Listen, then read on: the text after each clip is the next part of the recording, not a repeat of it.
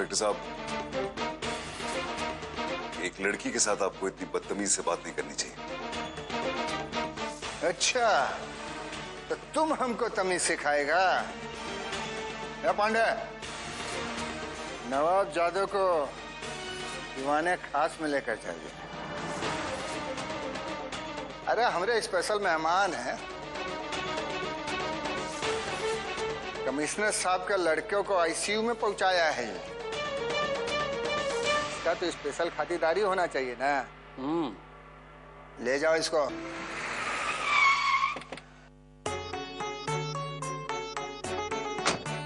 राजरानी जी, आप बिल्कुल भी चिंता मत कीजिए, कुछ लीगल फॉर्मेलिटीज पूरी होंगी, उसके बाद बेटा बाहर आ जाएगा। मैं इंस्पेक्टर दुबे साहब से मिलता हूँ, आप तब तक रुद्र से मिल लीजिए। आइए।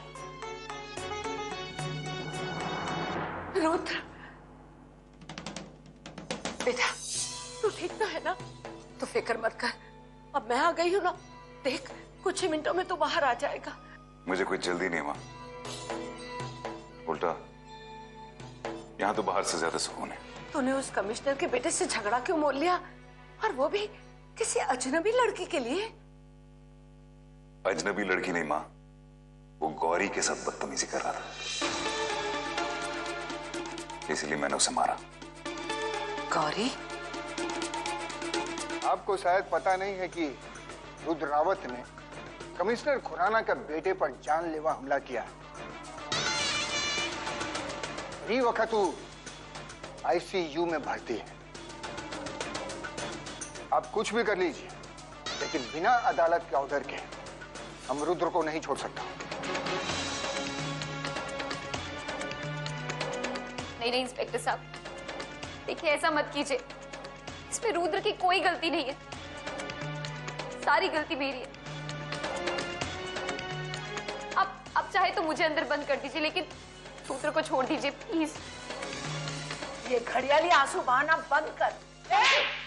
राजरानी, तेरे दाएं हाथ है ना, तोड़ के बाएं हाथ में रख दूंगी।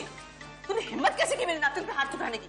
ये बुढ़िया, अगर तुम अभी का अभी बाहर नहीं गई ना, तो तुम्हारा नातिनी को तो अंदर बंद करूंगा, साथ ही साथ तुम दोनों को भी इधर ही बिठा कर रखूंगा पूरा रात। नहीं इंस्पेक्टर साहब, माफ कर दीजिए हमें। अम्मा चलो यहाँ से। गौरी चल बेटा। मैं चाहूँ तो तेरी नातिन पे उल्टा केस करवा के उसे हवालात में बंद करा सकती हूँ। काली कोट वाले जितना ना सही, थोड़ा बहुत कानून तो मैं भी जानती हूँ राजरानी। मेरी नातिन इस केस में मुख्य गवाह है, और मुख्य गवाह को ना तो जेल भेजा जाता है और ना ही उस पर केस किया जा सकता है। हाँ, अगर मेरी नातिन चाहे ना, तो 4-5 महीने के लिए तेरे बेटे को अंदर तो करवा सकती है।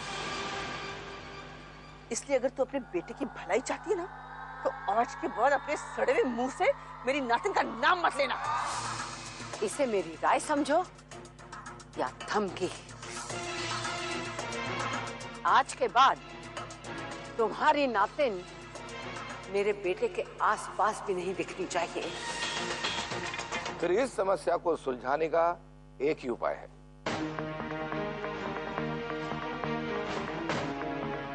वो क्या वकील साहब? देखिए, अगर हम कोर्ट में ये साबित कर दें कि रुद्र ने जो कुछ भी किया वो अपनी पत्नी गौरी को बचाने और उसके सम्मान की रक्षा के लिए किया, तो ये मामला सुलझ सकता है। क्या? हाँ मैडम, अगर हम कोर्ट में ये साबित करते हैं कि रुद्र और गौरी पति पत्नी हैं, और इस केस में गौरी को प्राइम विटनेस की बजाय प्राइम विक्टिम की तरह पेश करें, तभी हम ये साबित कर पाएंगे कि रुद्र ने जो कुछ भी किया वो अपनी पत्नी गौरी को बचाने के लिए किया। इसके अलावा हमारे पास रुद्र को बेगुनाह साबित करने के लिए कोई दूसरा रास्ता नहीं है।